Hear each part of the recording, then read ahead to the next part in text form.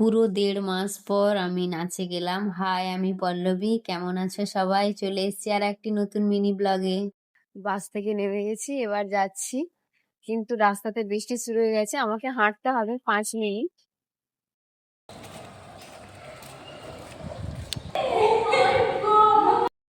এই যে নাচে চলে এসেছি আমরা,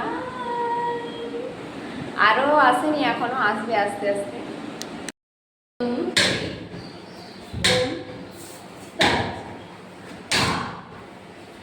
One, two, three,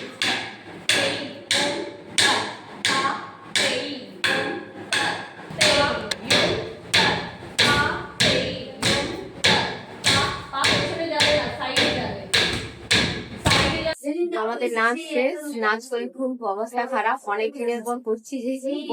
সপ্তাহে একদিন আসলে